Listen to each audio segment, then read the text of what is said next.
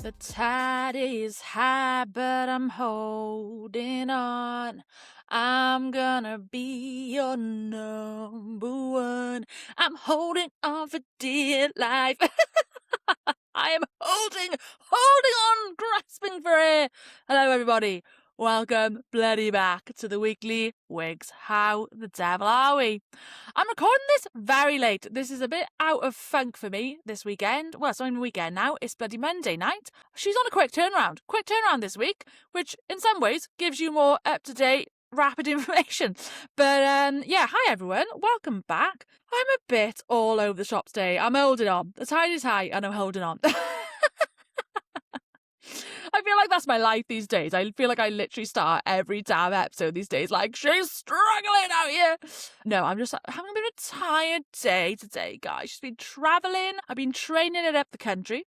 Just got back from a nice little family weekend for my beautiful little niece's third birthday party. I mean, look, third birthday parties, are they for me? Not quite. You know, running round, kids screaming, toys, all the lot of it. But hey, she had a hooty hoot hoot, and that's all that matters. And it is actually a really wholesome, cute moment when you see them like blow out the candles and it's like, oh my God, it's so precious. So yeah, party food galore, a time was had. But anyway, hi everyone. How has your week been? How's your weekend been? We've casually found ourselves in the midst of World War III. We'll get into that a little later because, dear God, a lot happened over the weekend. A lot bloody happened, certainly in politics corner. But yeah, I just, honest to God, I've been a bit all over the shop this last week. My work life be ramping up, okay? My corporate work life. I'm doing a lot of events. I'm having to do a lot of travel recently, so I'm finding myself depleted of energy, just a tad. Lots of travel days, going to London, going down to Cardiff. I go to London again next week, back up to Manchester each time. So yeah, fair to say, your gal's a little bit wiped out. And obviously I'm trying my best to graft away and record and edit my podcast every week too, which I'm more than happy to do. But just forgive me if the energy might be slightly off, okay? Because I'm just trying out here. I'm just a girl. I'm literally just a girl trying to survive this life, trying to pay them bills. And like, you know, I'm going to be so real with you guys. We're all about honesty and transparency over here. Like, the podcast is hard. The podcast is very hard to do. It's hard to keep up the mental momentum and energy week in, week out, and to want to sort of deliver and bring some fun topics of conversation. And look, I'm just going to be like really honest. I know this is probably the most like non-traditional thing you should do when you're like hosting a podcast because you're meant to keep up the illusion. But you know she's real and honest and raw here. But like, look, I'm going to be so real. I do put a lot of time and effort into my podcast, and as of late, we be talking to the stars. I'm talking to nobody out there because my stats be low. The stats be low, and I feel like no one's listening to me these days. So if you're truly someone who is sat here right now and you're listening to me yap, yap, yap, please let me know. Please let me know in the comments. Please come through and engage in some of my socials, whether it's the comment sections, the DMs. It really does go a super long way.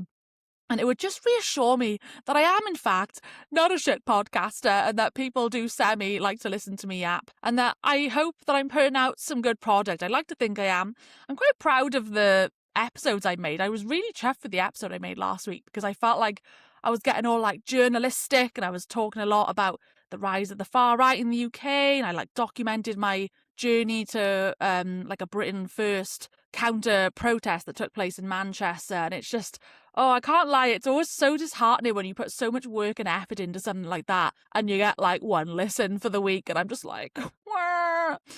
Honestly, I need someone with marketing expertise to help a gal out, okay? If you are willing to lend a hand or share some expertise or you know some decent tips and tricks on how I can get me shit out there to some more people, that's really like my aim. It's obviously my aim and my genuine passion is to make content, to feel creative, to have a voice, have a say, and to connect with people, which is why I started this podcast, and to quite frankly put my skills to use because I feel like I'm kind of good at it. But I feel like there's only so much all that effort can go to if it's not reaching anyone. Do you know what I mean? Because let's just be like really realistic about the fact that this is a potential business that could be a money maker in time to come. That would be my hopes and dreams, to be able to do that for a full-time living.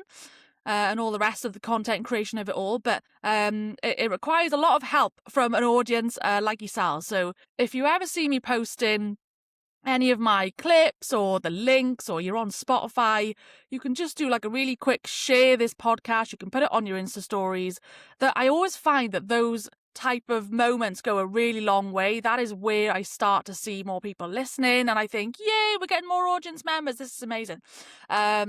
But I appreciate that, not everyone's got the time and bandwidth to pay attention a lot of the time. We do sort of live in a world of scrolling. No one's really paying that much attention, which, not going to be hating on people for. But it's just like, I can't express how much as sort of like a little small creator over here that those type of things go a really long way. And they make the difference. It's like word of mouth, like the minute you tell someone and you actually engage in someone different or a different type of audience, or someone locks onto something and they go, oh, I'll click through to that link. They click the link, and that is, I can usually see in my stats like how it came to me. And it's often like through links and referrals from other social pages. And I am aware of the fact that having guests on my episode is definitely a boost for that as well. Do you know what I'm genuinely been struggling with this sort of second series of the pod? I've obviously been really grateful to have my two friends on the pod so far, Amber and Liam. Shout out. Thank you very much for giving me your time for that. And I thought we did some cracking episodes, and I do enjoy the sort of back and forth of having a guest. But it's just the reality of trying to get guests onto a pod is a lot more difficult than I think people realise, just purely from like a tech standpoint, and also like finding people to commit. Like, I guess if you think of yourselves in your normal lives, especially in your adult life in our 30s, I mean, how often do you struggle to make a plan with a friend that actually comes through, or like something sticks to the sketch? You know what I mean? Like making a plan come out of the group chat. Like it's very difficult to get obviously people to commit and to make sure that you have something planned each week. So that's like a difficulty in itself. And then also you are very sort of reliant on making sure that whoever your guest may be ideally has like a microphone or a laptop with a webcam. And I know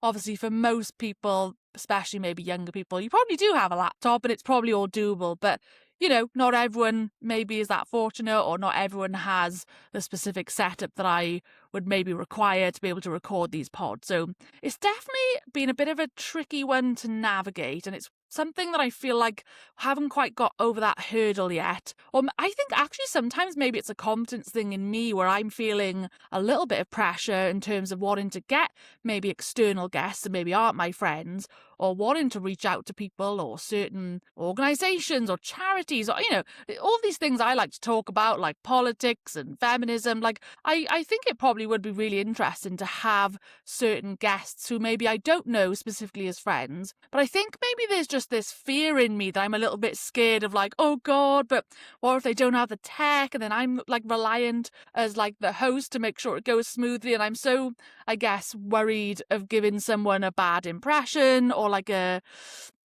poor experience as a, you know what I'm saying? Because it's like I said, it does actually take a lot of effort and time for someone to give their time, especially on a weekend, because unfortunately I generally need to do it on a weekend because I work full time. So it's like, I think I'm just having some self-doubts, and I need to like get myself out of that and snap out of it and just believe in what I'm putting out there, and probably project that a bit more, because I also think that probably is better for an audience too. So anyway, that's just my truth. That's my tea. I appreciate you listening to me ramble for a few minutes, but I just thought it's better to be just honest and transparent, because that's what I'm all about here. And that's just really where we're at on the journey of the pod. I mean, look, there's never nothing for me to talk about, to be fair, because there's so much that goes on in the world, and it lends itself well to the type of podcast I have anyway, where I'm just yapping about the world and about what's going on.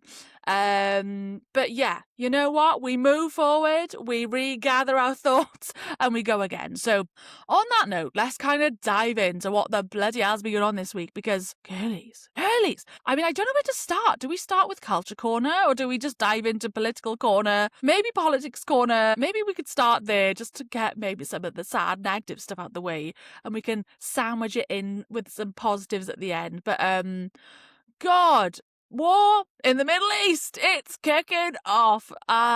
Crikey Moses. I mean, this all unfolded over the weekend, and This is, I think, something that's probably been long coming, but it's I don't even know how to like contextualize all of this. I don't want to sit here and act like I'm some massive historian who knows every single fact or figure about this entire story, right? Because I don't. It's actually something I've been trying to learn a little bit about over the weekend, because I'm going to be honest, there's a lot of things obviously in the world, right? A lot of causes, a lot of things happening. And for me, I guess personally, I've always been a lot more focused on domestic happenings in the UK, you know, the rise of the far right, looking out for reform. Oh, by the way, side note, can we just have a little celebration for the fact that the Gorton and Denton, am I saying that right? Gorton and Denton, why does that sound wrong? No, I think it is Gorton and Denton, which is a constituency in Greater Manchester at my end. We had this by-election the other day. I think it was on, I think the result came in Thursday night. I think it was last Thursday. Anyway, it was a big deal in UK politics because it was like, okay, Reform might come in here and become another MP. We don't want this shit. And there was this whole contested battle where it sounded like it was going to be between Reform and the Green Party, who are making headways. Anyway, long story short, the Greens fucking won! Yeah! Have that, Reform. Stick it up your ass. I can't lie, that was a satisfying moment because we are all about trying to resist the threat of Reform and their racist policies and their incumbent. Is that the right word? Incumbent. Oh, sorry, I'm totally just like so not saying words right today. Incumbent. Oh my God, how do you say that word? Incumbent. Wait a minute. Let me actually get the definition and what it sounds like. Incumbent. Okay, that's how we say it, darlings. Incumbent. Oh, do you know what? I'm not even using the word in the context correctly. Let's just ignore everything I just said in the last 2 minutes. Anyway, what I was trying to say is that we know that Reform are a threat. We hate the lot of them. We don't want their racist policies in this country. And it was felt like a big turning point of like, this is going to symbolise the direction we potentially take, right? And so, good news that the Green Party, in fact, won their little by-election and Reform did not. So, very happy to see that. But anyway, so that's usually the type of stuff that I'm kind of focusing on. Obviously, last week you will have heard, if you listened to my podcast, I did a whole piece about like the rise of the far right in the UK, a lot of sort of fascism going on, Britain first, all of it. It's all very troubling times. And obviously, alongside the issues that go on in the UK, I'm sometimes in tune with what's going on in America as well. I mean, how can we not, with Trump just like upending the entire world order right now?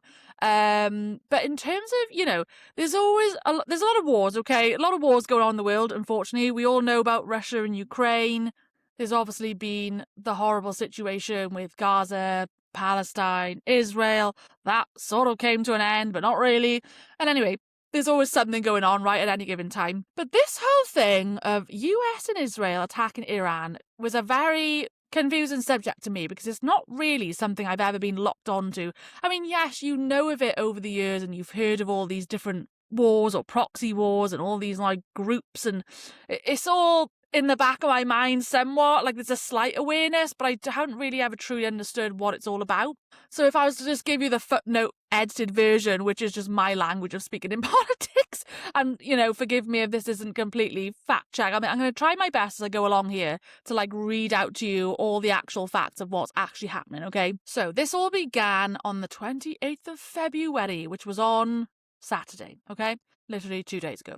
Israel and the United States began a series of strikes against Iran, targeting the country's leadership, security forces, and nuclear program and missile sites. They said they aimed to induce regime change in Iran and to address concerns regarding its nuclear program. The strikes are reported to have caused both military and civilian casualties in Iran. Okay, so I mean, I think there's a very long-standing complex history here when it comes to Iran. I'm slowly learning about it as we go along. I mean, this type of story and type of history is quite repeatable to lots of parts of the globe and lots of countries, right? Sometimes countries have very bad people in charge and dictators and all the rest of it, right? And I think Iran has got a very long, complex history of this, where there was sort of a leader in power for a long time. I think he was called the Shah, if I'm not mistaken. And the Shah is a royal title, meaning king in Persian. So they had a royal Shah, Mohammad Reza Pahlavi. I'm so sorry if I'm butchering the the pronunciation there. But he was the last Shah of Iran from 1941 to 1979. And he succeeded his father as well. So from my brief understanding, this Shah of Iran, I think was relatively respected. I don't know the ins and outs, but I think this was a time where there was a bit more, shall we say, of a democratic society, perhaps. And then basically, this Shah was overthrown by an Islamic revolution, which basically abolished the Iranian monarchy to establish an Islamic Republic of Iran. And I think basically, ever since that took place in the 1980s, there has been someone in charge who is a dictator and slightly problematic for many reasons. But it's this very complex thing, I think, where there's obviously a portion of Iranian people who don't think this. They think he's their great leader. But then there's a large portion of the country who feel very oppressed and have been protesting for many years to get rid of this rulership, right? And so this supreme leader, as they call him, I mean, talk about Star Wars character names. Supreme Leader Snoke. Supreme Leader Ali Khamenei, I think I'm saying that right. This is the guy who basically just got assassinated and killed literally in the last 24 hours. And yeah, so he has basically served as the supreme leader of Iran ever since that overthrow of the Shah back in sort of the 1980s. It says here that he was the second supreme leader, so there must have been someone before him for a short period. But so yeah, he served as the second supreme leader of Iran from 1989 until his I can't speak today. His assassination in 2026, obviously the other day. He previously served as the president of Iran from 1981 to 1989. His tenure as supreme leader, spanning 36 years and 6 months, made him the longest-serving head of state in the Middle East at the time of his death. So look, I can't obviously sit here and go into the entire history of the Iranian Revolution and the Islamic Republic and all the rest of it, right?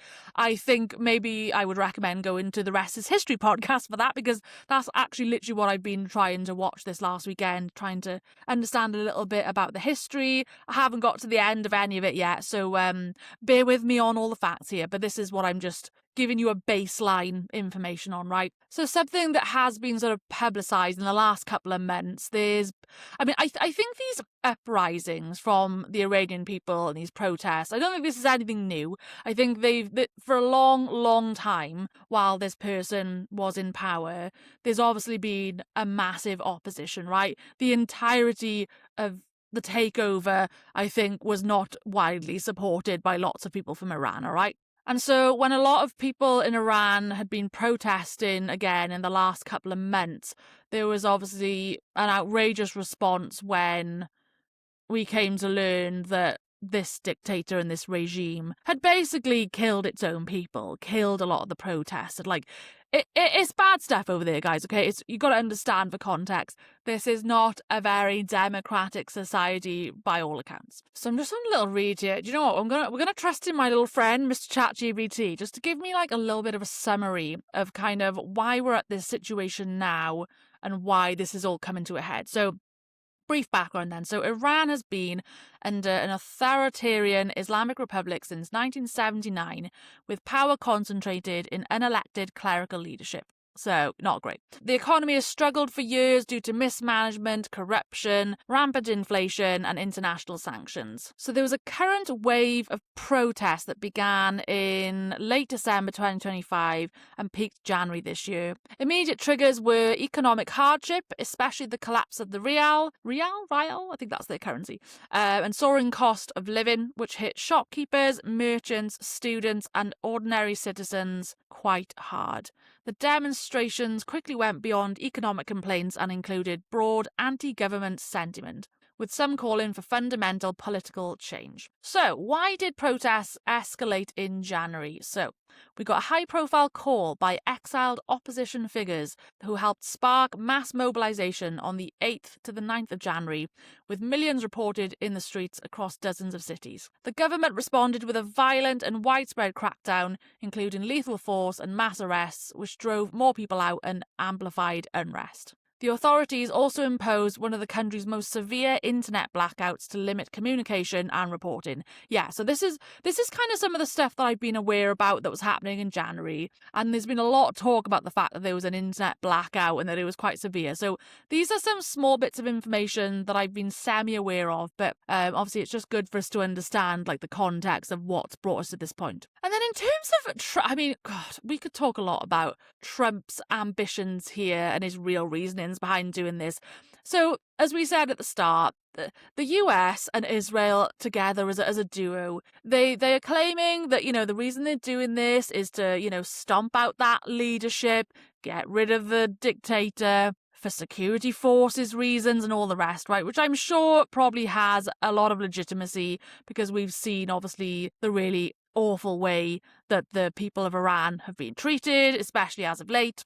But I think we'd be silly to not think that this is a bit more than that. I mean, this is Trump we're talking about, the man who only really cares about himself and lining his own pockets. And all he really wants is some Nobel Peace Prize. He wants to look like he's been really important. And I'm stepping in. I'm saving all these people in Iran. I'm doing the best thing ever. Like, I think that's truthfully where it comes from when it comes to Trump. I think he has very ulterior motives, as he does with most things. So, to be honest, it's a bit of a mess because I think essentially what's happened here is Donald Trump has kind of executed this warfare without even consulting Congress in America, which I think is usually the norm. I think historically that doesn't always happen. I think there's been other instances in history where people have gone to war without consulting Congress. I'm pretty sure George Bush did that with the war in Iraq in 2003, if I'm not mistaken. But yeah, it's just not looking good. Like, there's a lot of in political stuff to really talk about here when it comes to just America's role in this, why they're necessarily even getting involved. I mean, it's all a bit confusing, but alas, they have made this decision and they have pretty much upended the Middle East. And I think the retaliation that has come from Iran in response has kind of shook the core of a lot of Gulf states, being the United Arab Emirates, Dubai, Qatar, Saudi Arabia, Kuwait. I mean, there's just a large plethora of countries in that part of the world that are near Iran that are very unfortunately feeling the fallout of this, okay? And I mean, look, with any warfare, anytime a country decides to drop bombs on another country, it's not going to come without retaliation, unfortunately, especially in the case of Iran, because they are pretty intent on trying to decimate their targets too. So I think I'm pretty sure it's kind of wide cultural discussion that Iran is generally responsible for a lot of these, like, what they call proxy wars, and that they have often been funding lots of terrorist activities. I think they fund a lot of money and weapons to Russia with the Russia-Ukraine. God, I think there's just a lot of complex ins and outs of this entire situation, which is why they are essentially enemies. And again, I can't give you like the absolute detailed, definitive fact on every single thing here because we'd probably be here all day. But just on a surface level, this is certainly, I think, a worrying time. And I don't necessarily think that America or Israel have thought through a real concrete plan of what will actually happen in the aftermath of this, because Donald Trump's out here going, yeah, we're going to bomb them all. Iranians, it's your time to uprise, take over this crappy dictatorship. Your time is now. Let's save all of your lives. Lovely, lovely, lovely. We're going to kill all these bad leaders. See you later. But I just don't think the reality is that simple, is it? Because people have nuclear missiles and they're still going to do things with them while they're still alive. So, there are still Iranian leaders out there. They are just being replaced. They've gone and killed a whole bunch of sufficient leaders and the main leader, the supreme leader. But just because he's gone does not mean that he's not replaceable. And they obviously plan for this. Like, come on, they're not stupid. They know their target number one. They know they are the enemy, so they plan for these things. How long it will last for is another thing. I don't quite think that Iran will survive the might of American military force combined with Israel's forces for much longer, to be honest, because I don't think Iran has even got any capabilities of protecting themselves, like in the air, if that makes sense. Whereas other countries do have much more sophisticated technologies in place, shall we say. Like Israel, for example, have got that massive Iron Dome, don't they, where it's like anti-missile protective defenses that they have. So I think the chances of Iran really winning this entire thing is probably pretty low, but they're certainly not going out without a fight, and they're kind of retaliating in a pretty extreme way that I don't think people expected. I think if you think about it, truthfully, the war right now is between Israel, the US, and Iran, right? Theoretically speaking, that's who it should be between, based on who decided to throw rocks at each other. But that's obviously not what's happening, because everyone's being dragged into it now. So Iran sort of claims that they are specifically aiming to destroy like US military bases that happen to be located across the Middle East in places like Dubai and Qatar and all the rest of it. But unfortunately, it's got to a point where I think it's affecting like real civilians. There are missiles being launched at airports, like Dubai International Airport, like damaged from missiles. Most of them are all closed. Like, it's actually insane. I think this is the part of it all over the last few days that I found absolutely riveting, in not in like a wow, this is amazing, but like just absolutely perplexed by the whole thing, because it's one thing countries having wars and firing missiles into their particular countries, but for that to go further out, and we're talking like major hubs, like major traveling hubs that so many people travel through across the globe, really like fairly modern cities, like tourists galore. Like you just can't. It would be like if London and I don't know, I'm trying to think of an equivalent. It's like, I'm trying to picture what the equivalent would be. I mean, okay, let's think of the Russia-Ukraine war, right?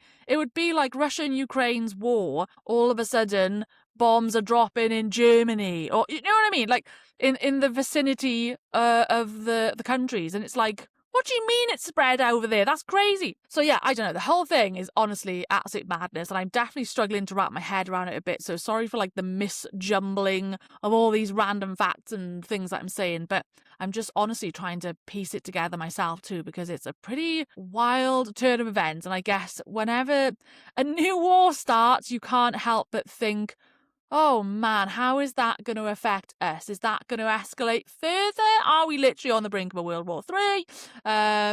It's a strange one. It definitely will probably start affecting the economy, because even from a basic standpoint of just like the price of oil, there's a lot going on in the Middle East. Obviously, the Middle East is kind of known for having lots of oil in that part of the world, and there is a specific canal, like a port. Oh, what do they call it? Like a oh god, I can't speak today. What do they call it? Like a port, like a route where like oil tankers travel through to import and export oil in that part of the world. And basically one of those, the key routes, is essentially obviously being affected by now this war. So it's pushing up prices of oil. There's a lot of questions around how that will obviously impact people globally. Certainly would come over to the UK and affect us, because we rely on these other countries for oil. So yeah, I think another thing that is kind of people are keeping an eye out on is Keir Starmer, the Prime Minister. He basically authorised that the US could use some of its RAF bases as a place to launch, not necessarily launch their attacks, but to like launch their defensive operations, or to house military planes and all the rest of it there, right? So whilst the UK is not in direct war with Iran, it's truthfully, it's sort of helping a little bit whilst trying to stay out at the same time. It's a bit complex. I don't really know what Keir Starmer is playing here. It feels like he's in, he's out, he's in, he's out, needs to make his mind up. But either way, this means that, UK armed forces, RAF bases, are not off the list. And we've actually seen just in the last 24 hours, in fact, I think it was this morning, there's an RAF base in Cyprus that basically got a drone attack on its runway from Iran. So it's pretty bad when it's reaching Cyprus, because we're talking like this is further and further out and further away from Middle East, like broaching into Europe now. And it's kind of like, oh, we're playing with fire here, quite literally. So I don't know, it's very dramatic, a lot of unfolding events. It's very hard to keep up on the news, even trying to get a decent flow of news coming through and to verify all the headlines. There's just so much happening in so many places. It's like a complete literal bombardment, not only physically of all these bombs, but there's also just a bombardment of information of like, oh my God, who the hell is safe? I mean, you've got obviously all the tourists in the Middle East in places like Dubai and Qatar. Like, I think the UK government are already planning evacuation flights to try and get as many, UK citizens out of there and bring them back home, or people who are stranded because they can't do their onwards travelling. Even, like travellers who may be coming like from further afield, like from Australia, who would usually transit through places like Dubai or Abu Dhabi, for example. Those are a lot of stranded tourists and folk as well. So yeah, it's all very developing, very crazy, very scary. I'm trying to lock into the news as much as I can.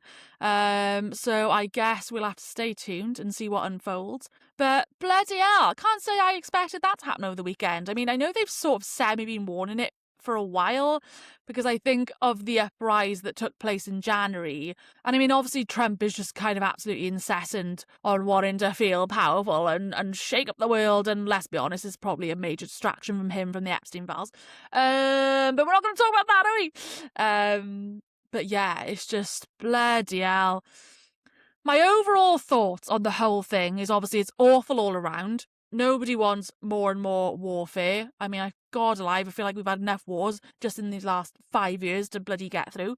But I think it's admirable to a degree to want to get rid of a dictatorship and an oppressive government regime that literally murders its citizens. Like, of course we want to stamp that out, all for that. But it's like, was this the right move? Was this Donald Trump's place to be like, hey, I'm going to drop some bombs? And I don't know. I think the other thing that makes me feel a bit on edge is Israel's contribution to it all as well. And we know that Israel really don't have a good track record, obviously, in the last couple of years with the absolute atrocities that they committed in Palestine. So it's just all around, it's not a great feeling, and you question the real motives, obviously, of these countries and why they're getting involved and all the rest of it.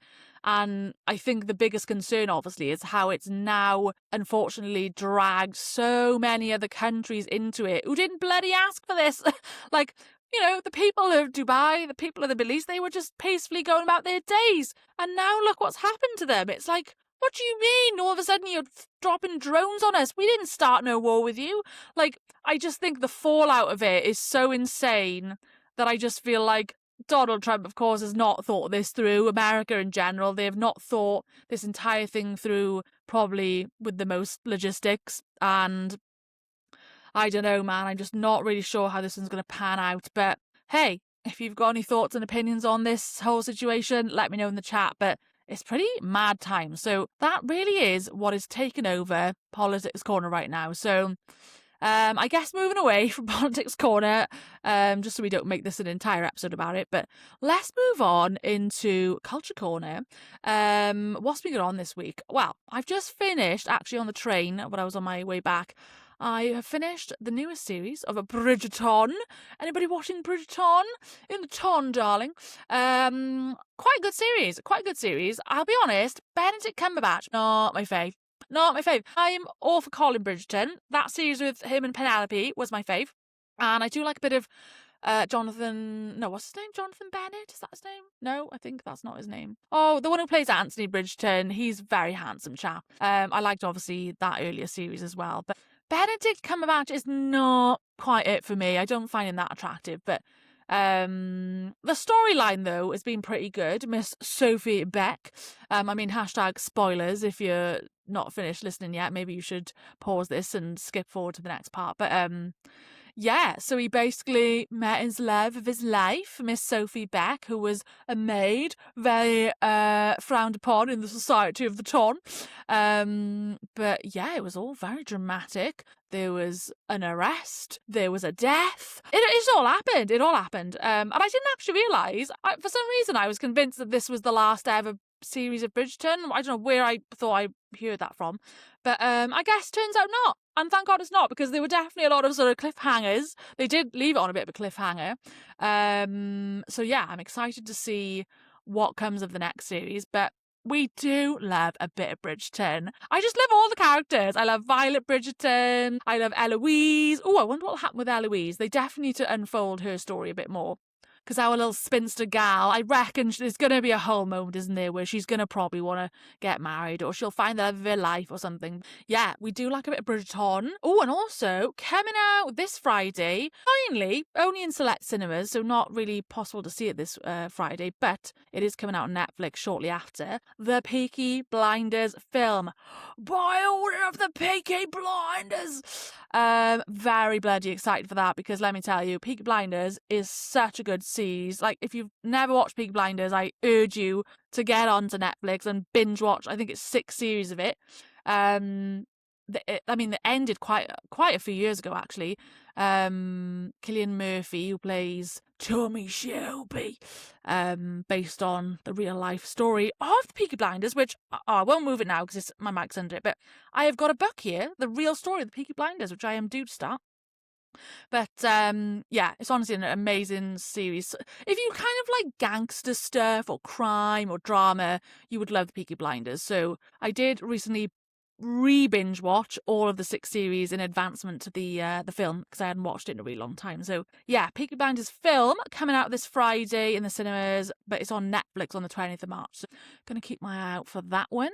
And then what else has been going on in Culture Corner? Ooh, big talking topic of the week actually was the BAFTAs. Now, I'm not gonna lie, this topic this week really like broke my heart and made me kind of mad, because basically, obviously the BAFTAs award series, right? We're in award season, plenty of award series going on. And the BAFTAs is, of course, the British version of that award ceremony for film and TV and all the rest of it, right? And somebody who won a big award this year, like Actor of the Year or whatever they call it, was a guy, what is his actual name? Robert Arameo, that's his name. He's kind of a fairly unknown actor, but he plays a guy called John Davidson in a film called I Swear, which I have to say is one of the best films I have seen in a long, long time. It came out sometime last year, I think it was. I went to go see it in the cinemas, and it is such a sublime film, and is basically the like true life story of a guy called John Davidson who has Tourette syndrome, and he's a Scottish guy, and I think his entire life he's actually been like a massive like advocate and like a campaigner for Tourette syndrome. And so the whole film is just like based on his life and his experience growing up of having Tourette. And it's honestly like, it is just the most emotional, beautiful film. It really raises like an amazing awareness about Tourette syndrome, which obviously we know people are very uneducated about, unfortunately, and very judgmental, which is where this drama came up this week. So they had the BAFTAs. This guy wins the award for the I Swear film. He beats out like Leo DiCaprio, all these big time stars. He beats out Timmy Chalamet, all the rest of it. And so the guy who he based the film off of, John Davidson, was there. He was at the BAFTAs. He was in the audience. And I think there was basically a lot of discussion beforehand, John feeling a bit anxious to obviously come along to a live award ceremony in such a big setting because of the fact that he has his tics, where he obviously swears and he says, unfortunately, like very inappropriate things. And this was something that the BAFTAs and the BBC would have been aware about, but alas, John still came. He was reassured that, you know, things would be fine. They would basically have a delay on the broadcast and that they would mute out any of his tics and all the rest of it, right? But of course, that's not what happened. And then, unfortunately, one of his tics, which is a very unfortunate word he used, which is the N word that obviously we do not use to describe Black people, he blurted that out, unfortunately, and the BBC did not mute it out on the broadcast. And then there was obviously a huge amount of public discourse and backlash about the whole thing. But the thing that just made me so insanely heartbroken and mad is how many people, maybe it's just specifically online, but also some actors, like people in the public, were really chastising John, the guy with the Tourette syndrome, acting as if like this man has control over any of it. He literally has a disability, which is Tourette syndrome, where he has involuntary tics. He does not control the things he says or what he thinks or how it happens. And if anyone had actually watched that film, you would so understand it. But clearly there's a large swathe of people who have not watched that film and now have a very strong opinion and, well, it comes from somewhere. Well, he should have just... Honest to God, it drove me mad seeing all this discourse when it was going on. And I just felt so much heart wrench for him, because even though you can absolutely recognise and accept the fact that everyone's feelings are valid in the situation, and it's obviously just a generally unfortunate situation all around. And of course, the presenters, Michael B. Jordan, who was up on the stage when he shouted that, they would probably have felt very disheartened and shocked and sad, rightly so. But I don't think anyone spoke to them. It doesn't sound like anyone really gave them forewarning or didn't address anything with them. So, of course, if they weren't aware of that situation, that probably would have been very jarring to hear that word, especially as a black man. And it's like, whoa, how can you just put people into those situations and not protect each side? Do you know what I mean? The whole thing is an absolute shambles, and I just genuinely felt sorry for everyone overall, because it's not a nice situation for anyone to be in. But the way that so many people have just completely placed blame on John himself is so unacceptable, and honestly just so typical of the lack of understanding of any form of disability. Because let's be honest, the world we live in is so... Is it ableist? I think that's the word, ableism. Ableism. Yeah, ableism is discrimination, prejudice, and social devaluation of people with physical, mental, or developmental disabilities. So, I feel like I could go into a whole rant about this in general, because I think I've said this on a previous podcast. Even just for physical disabilities, right? Someone perhaps in a wheelchair. The way that even just in the UK, this country is so fucking unequipped for people to have access to places is beyond ridiculous. There's so much wrong with this country and generally the world for how lacking we are in advancements sometimes, But anyway, so that aside, it's not a surprise to me in some sense that people have these opinions, because people are so uneducated. But God bless him, that poor man. He's had an amazing life story, and if you watch that film, you'll come to learn about it. And he would have felt so anxious anyway coming to that event, which sounds like he already expressed that to BBC and the BAFTAs. And then on top of that, he's reassured that it should all be fine and they'll mute him out and all the rest of it. And then, of course, they don't. And then he gets chastised by the entire world, which is beyond ridiculous. And then the BAFTAs take their sweet ass time coming out with a statement being like, oh, we're sorry for the situation. It's just not good enough. It's not good enough. And also, the people who are commenting on this man should really be ashamed of themselves, because put yourself in that man's shoes. Of course he would have felt so awful and embarrassed probably after the fact anyway, let alone the entire bloody world commenting on him and painting him out to be this villain and oh, he shouldn't have said it. Oh my God, you people are stupid. He's got Tourette's, for God's sake, that's what it is. Oh, anyway, that whole thing really made me kind of mad this week when I was watching it all. I was like, oh, this is awful. And the only thing I can hope out of the entire thing that can be a silver lining is I hope that it directs people to go and watch that film at least, at absolute minimum. And then perhaps they'll learn and understand that okay, this is a very complex subject. This man is a good man. He did not mean anything by it. It is involuntary. Let's not judge the poor man. And BAFTAs and BBC, give yourself a slap round the head and sort your lives out. But anyway, on that note, I really have kind of yapped on a bit much today about all sorts of random shit. I'm going to kind of call it a day there. We're going to make this a bit of a shorter pod. My throat's starting to hurt now because I've been ranting so much. But anyway, I hope you have a good rest of your week. We gotta get back to the swing of things, get back into gear and go from there. Anyway, what am I talking about? I'm literally talking drivel. I'm talking drivel. But anyway, have a marvellous rest of your week, guys. And let's hope we all survive the next week. Let's hope warfare doesn't continue onwards for much longer. And then we can all go to bed safe. I genuinely pray for the people in the Middle East. I really hope things literally quieten down very soon and that all this just bloodshed and bombing stops, because it's a very, very scary time.